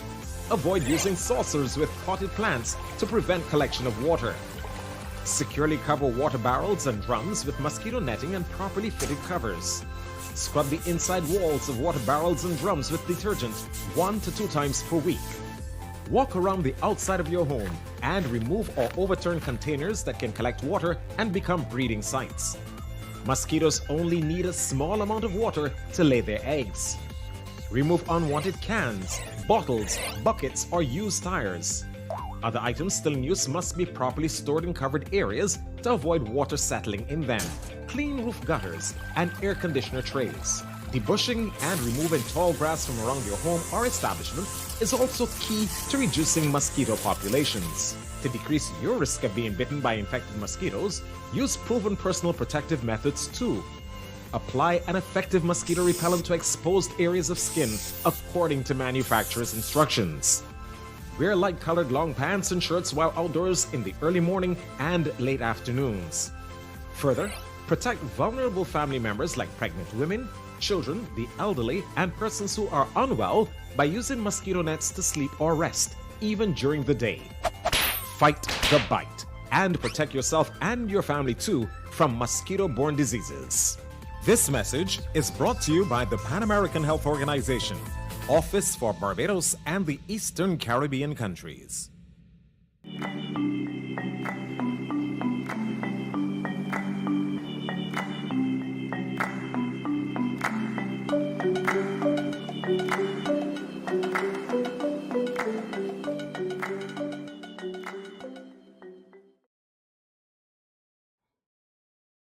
I get to say this every week around this time. Last week I demanded a camel. I see no camel here, but it is hump day, all right? So in true GMSKN fashion, we will be having some fun. In our last segment, we spoke with Erda Shiverson all about the developments in our local technological sphere. Well, now Kortensia and I will be answering tech trivia questions. So here's how this works. We'll take turns answering the questions, and if we get the question incorrect, the other person gets a chance to steal the point by answering the same trivia question and the next one. Are you ready to play, Kortensia? Ready. I gotta win this one. You won the last one. Really? You know I'm competitive. Interesting. We gotta make sure those hashtags are working. Do we have those hashtags? Hashtag Team K and hashtag Team J. All right. Let's go. We're ready. What animal is in the Firefox logo? Is it a red fox, a red squirrel, a red Do we have panda, buzzers? or an orangutan? I'll just answer it. It's a red fox. Yeah. Because it's that a one firefox. was easy. Easy. So it should be a red fox. Yeah, it is a red fox. Roll up. Wow. It's a red panda? Interesting. It's a red panda? That Firefox as a panda. You sure? I thought it Firefox was isn't a it an fox. orange and purple thing that's wrapped up? It's a panda? That is a panda. No. So we need to contact Firefox and tell them they've been deceiving us because we thought it was a fox. Well, you can contact Firefox for that. Yes. All I'm right, gonna here we write go. to them. Right after this They show. will not open your email. How about that? All right, there you go. Tech trivia. Wow. The VCR was launched in, let me say, 1956. My bad. That's your final answer, but I think that you are wrong. Okay. I know what I'm going to go with. I think that you are so wrong. If you're gonna steal my first answer, I'm gonna say 1976. Exactly what I'm gonna say. it's 1956. Wow. Come on. VCRs were around in 1976 already. Well, I wasn't. So That's why I recanted my answer. You were around. I weren't around. See, that makes us very young. See, it comes back full circle to show you that I weren't. In our discussion before, I was not saying that we were old. Oh, okay. That's that? your theory. See that? All right, you still got the VCR in 1956, so that remains to be seen. All right, let's take a look at the third question. Which social media platform was originally designed to be a dating site? Ooh. I feel like this is like Love Connection 2.0. Let's see the options again, please. So this was originally designed to be a dating site. Was it Instagram, YouTube, Twitter, or Facebook? Guys, can I get some lifelines? Can I call friends? No lifeline, none. Your answer, please. All right, I'm gonna go with Twitter. Is he correct or incorrect so I can steal it right now? Like, I'm ready to steal. I'm hyped to steal. Wow. What wasn't I supposed to guess it? So what was I supposed to do on YouTube? The original concept is that I would make. I didn't get my chance to guess. Well, Remember, you were I was supposed to next. guess. You were supposed to guess while I guessed. If your guess my was different, gosh. that's what I did the last time. So I you thought it missed was your YouTube. chance. But why though? YouTube was So that originally means you're designed gonna to make be a whole dating site. video and post it on YouTube and says, I am looking for. But you're talking about that. We're on YouTube right now. So hey, guys. We're on a dating One of us site. is married. The other one is not. You can guess, right? Hey, yeah. I'm just You kidding. can guess. Move on. You can guess which one is it. In true fashion, with the original intent of YouTube, why not? Hey, why not? I'm kidding. All right, what's? Love the graphics, by the way.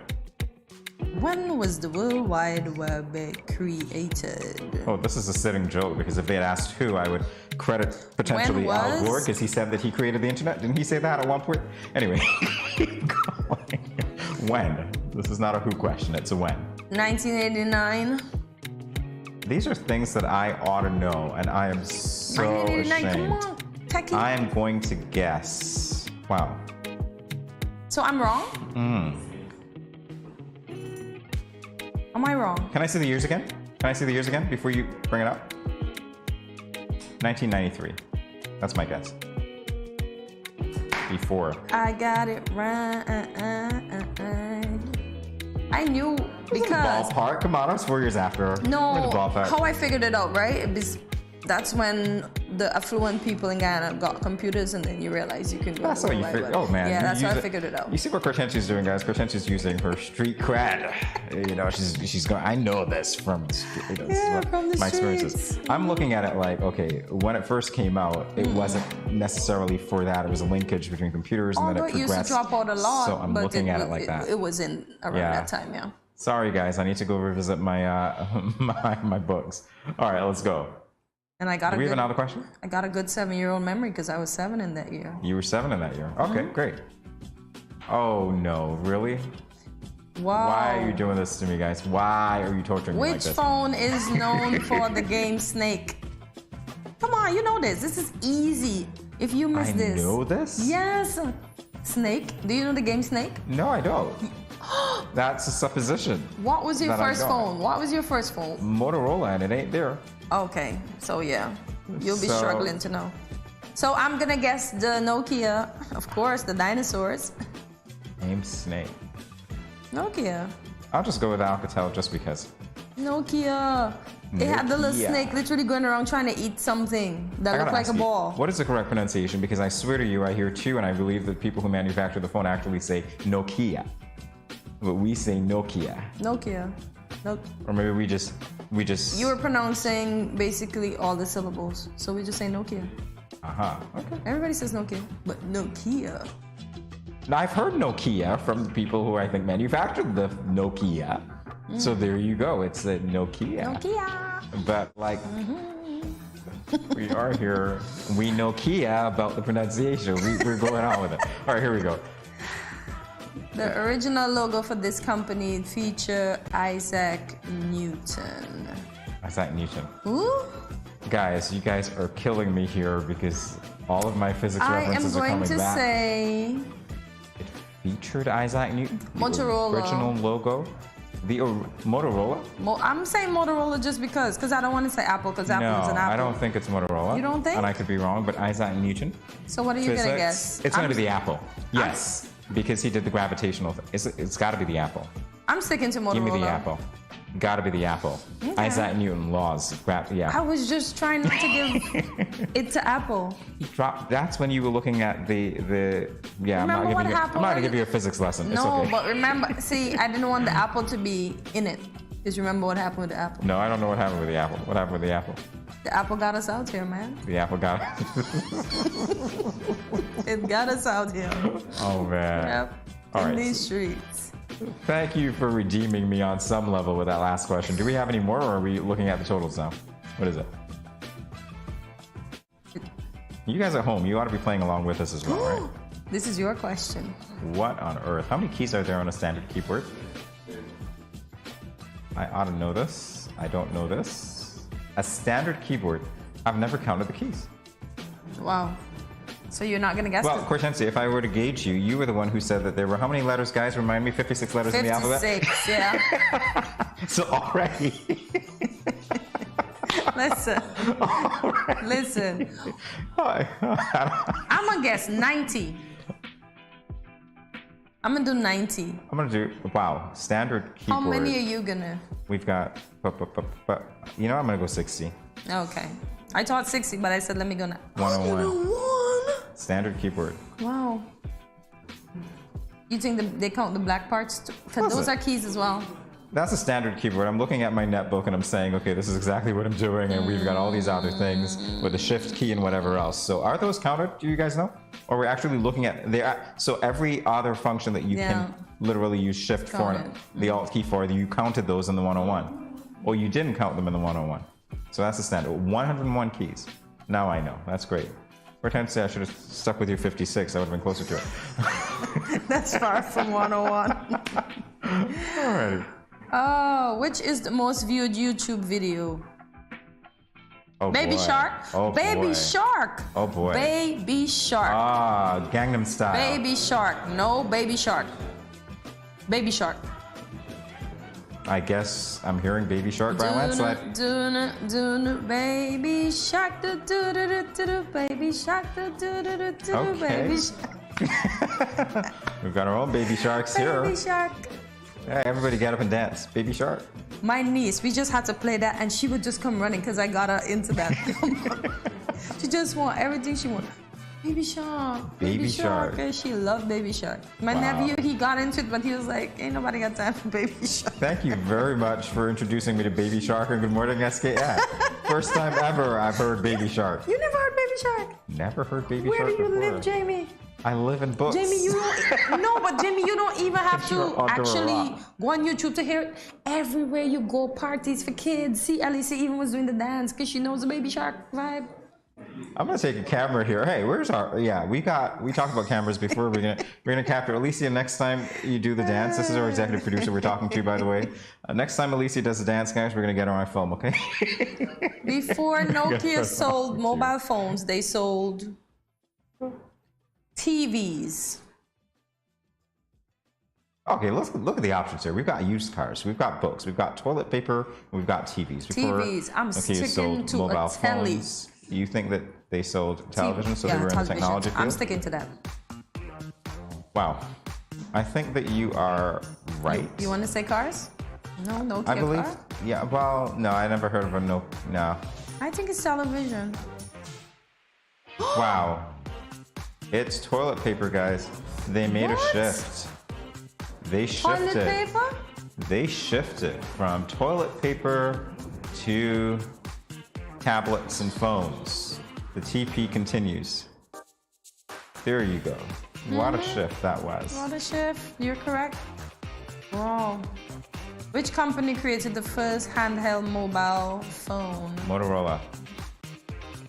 No, Nokia.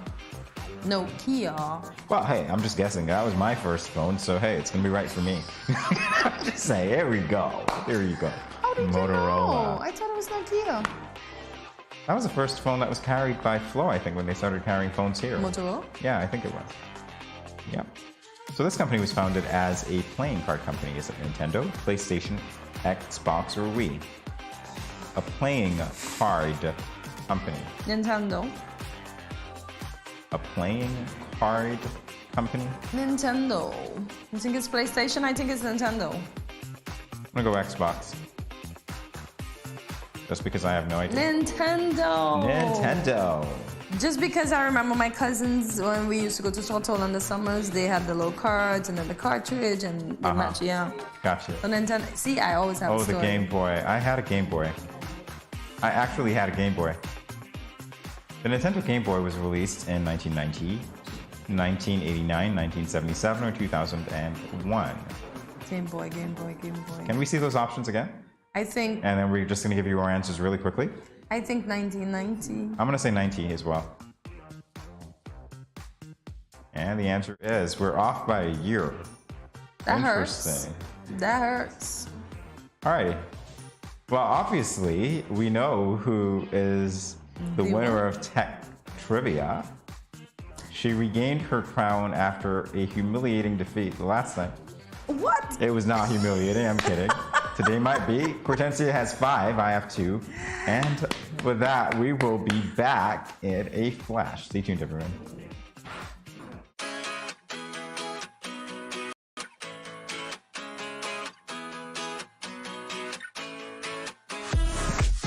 No cash, no card, no problem. Dad, embrace the freedom.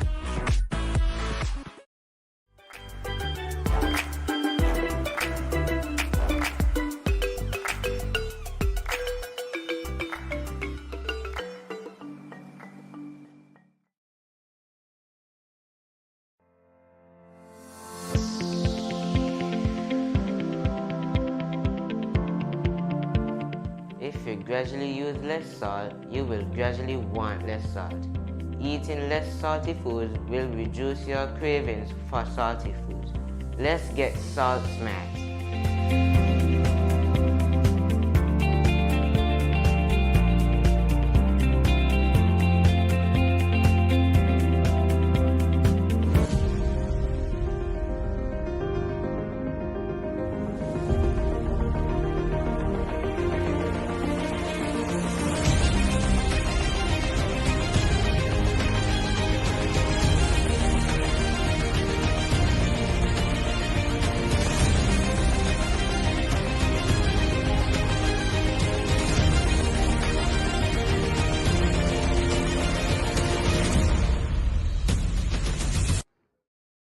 And we are back. However, with our final segment here on Good Morning SKN, where we let you know what's happening. So we begin today with a Soca Size Fitness. This event will be held at the CFBC Jenkins Leadership Course will be hosting a Soca Size Fitness instructed by Elston and Camlaw. It will take place today, Wednesday, the 20th April 2022, on the lawn next to Huggins Medical in Bird Rock from 5 p.m. to 7 p.m. Admission is $20. Fruit and water will be served. Go out and support this initiative by the CFBC Jenkins Leadership Course. Jamie, close to you, you can circumcise. I'm gonna pay $20 to go on a lawn. I love it. Yeah, circumcise. You leave it to me to say that. I'm joking. It's a good initiative, so why not? Why not? Why not? All right, so second on the list, we've got Big Tunes Karaoke. I always think that people who can't sing do karaoke, but hey, what do I know? That's the fun of it, right? If you're a really terrible singer, you make karaoke fun. Truth Restaurant will be hosting a karaoke night on Wednesday the 20th. This is tonight. Starting at 8 p.m. And there will be free finger food and deals available on specific beverages. So if you didn't know, Truth Restaurant is located in Port Sante opposite the taxi stand. So if you're looking to have some fun tonight, go out to Truth Restaurant and enjoy the terrific sounds of the people participating in karaoke. Can you imagine that?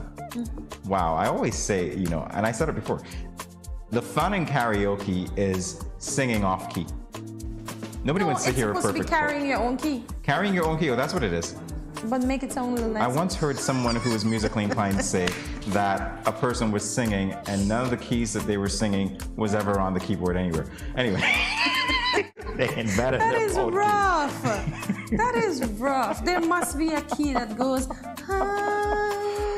there must be a key. Here's what I have to say. The key to starting your day right is starting your day with Good Morning SKN. Yeah. And we want to thank you for joining us today. Remember to follow us on our social media platforms, including Facebook, Instagram, Twitter, Snapchat, and even TikTok at Studio327 Inc. Like, subscribe, follow, and I'll add this fourth one. I can't count now. Share. Share, yeah.